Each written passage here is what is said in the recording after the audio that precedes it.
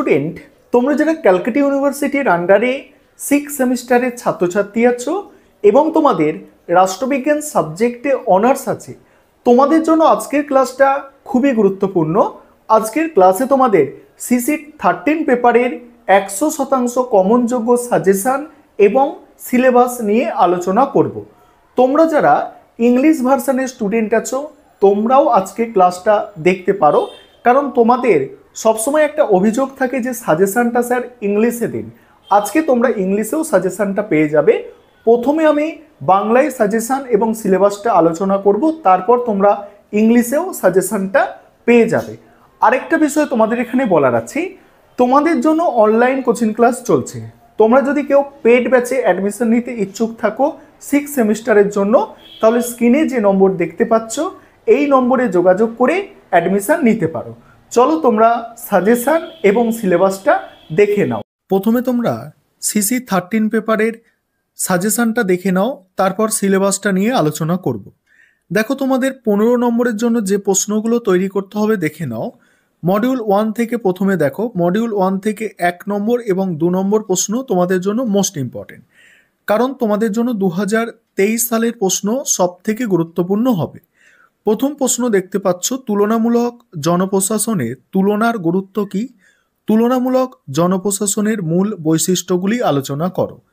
পরের প্রশ্ন আছে, তুমি কি মনে করো বিশ্বায়ন, উদারীকরণ, বেসরকারীকরণ জনপ্রশাসনের চরিত্র বদলে দিচ্ছে? উত্তরের সপক্ষে যুক্তি দাও।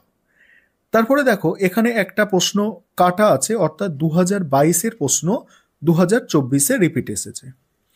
তারপরের প্রশ্ন দেখো, শাসন মানে গভর্নেন্স বলতে কি বোঝো? আর শাসন ও সরকারের মধ্যে সংযোগ ও পার্থক্য ব্যাখ্যা করো।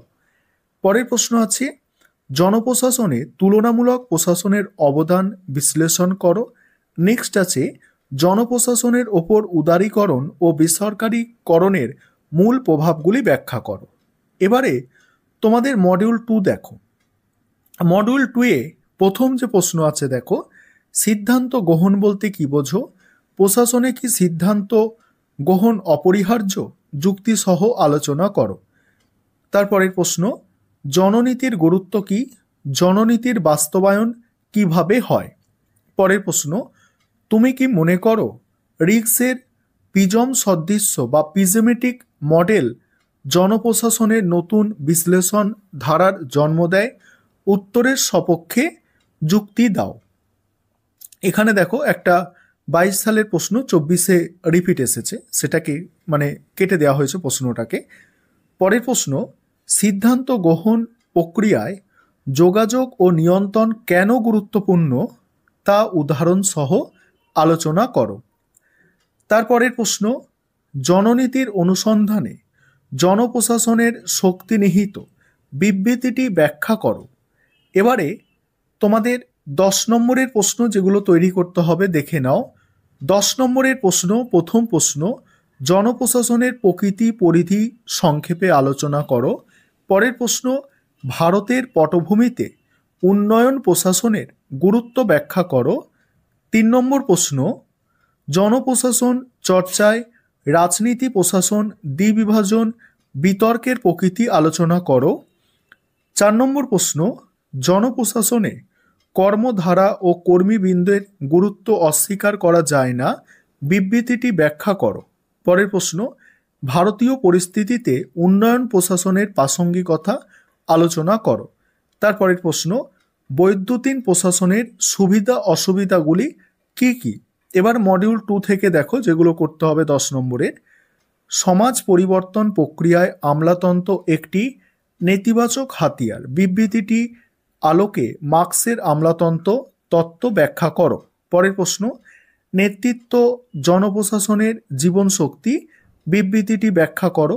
পরের প্রশ্ন, আমলাতন্ত্র একটি লৌহ খাঁচা, এই বিবৃতিটির আলোকে ওয়েবারের তত্ত্বায়নে আমলাতন্ত্রের বৈশিষ্ট্যসমূহ বিশ্লেষণ করো। পরের প্রশ্ন, প্রশাসনের নেতৃত্বের ভূমিকা ব্যাখ্যা করো। পরের প্রশ্ন, তুমি কি মনে করো মার্ক্স আমলাতন্ত্রকে অবিশ্বাস করতেন? উত্তরের সপক্ষে যুক্তি দাও। তারপরের প্রশ্ন দেখো, পরের প্রশ্ন আছে, উন্নয়নশীল দেশসমূহে প্রশাসনিক বিশ্লেষণে সালা মডেলের ভূমিকা ব্যাখ্যা করো। এবার তোমরা যারা ইংলিশ ভার্সানের স্টুডেন্ট আছো তোমরা কোয়েশ্চেনগুলো ইংলিশে দেখে নাও। এবারে প্রশ্নগুলো তোমরা ইংলিশ ভার্সানে দেখে নাও। ইংলিশ ভার্সানে তোমরা প্রশ্নগুলো দেখো। প্রথমে দেখো মডিউল 1, মডিউল 1-এ 15 নম্বরের প্রশ্নগুলো তোমরা দেখে নাও। আর আবারও বলছি, তোমরা যারা ইংলিশ ভার্সানের স্টুডেন্ট আছো তোমাদের জন্য স্টাডি মেটেরিয়াল এবারে তৈরি করা হচ্ছে, এবং তোমরাও চাইলে অনলাইন কোচিং ক্লাসে অ্যাডমিশন নিতে পারো, কারণ তোমরা নোটসটা দুটো ভার্সানে পাবে। এবার থেকে তোমরা প্রশ্নের উত্তর যেগুলো থাকবে সেগুলো দুটো ভার্সানে পাবে, তাই তোমাদের বুঝতে অসুবিধা হবে না। তোমরা যারা ইংলিশ ভার্সানের স্টুডেন্ট আছো তোমরা চাইলে অ্যাডমিশন নিতে পারো। দেখো সম্পূর্ণ সাজেশনটা তোমাদের দেখালাম। এবারে তোমরা সিলেবাসটা দেখে নাও। এবারে তোমরা সিলেবাসটা দেখে নাও। প্রথমে 1 নম্বর মডিউল যেটা আছে, প্রথম মডিউল, মডিউল 1, মডিউল 1-এ প্রথম টপিক থাকছে পাবলিক অ্যাডমিনিস্ট্রেশনের প্রকৃতি, অর্থাৎ জনপ্রশাসনের প্রকৃতি, পরিধি, বিবর্তন, বেসরকারি এবং সরকারি প্রশাসন, সমাজতান্ত্রিক ব্যবস্থাপনার নীতি।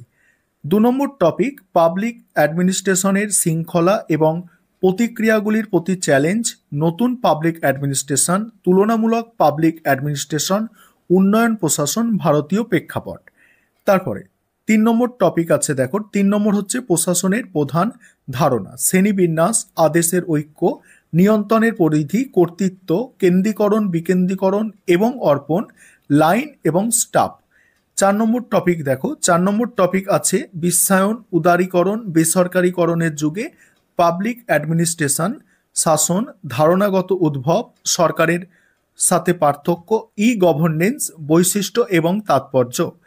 মডিউল 2 দেখো, মডিউল 2-এ প্রথম টপিক মার্কস এবং ওয়েবারের মতামত আমলাতন্ত্র সম্পর্কে। তারপরে দেখো পরের টপিক 6 নম্বর যে টপিকটা আছে পাবলিক অ্যাডমিনিস্ট্রেশনের পরিবেশগত পদ্ধতি, রিক্সিয়ান মডেল। 7 নম্বর আছে দেখো প্রশাসনিক প্রক্রিয়া, সিদ্ধান্ত গ্রহণ, যোগাযোগ, নিয়ন্ত্রণ, নেতৃত্ব, সমন্বয়। আর শেষ টপিক আছে পাবলিক পলিসি, সংজ্ঞা, বৈশিষ্ট্য, মডেল আর নীতি বাস্তবায়ন। এই ছিল তোমাদের সাজেশন এবং সিলেবাস।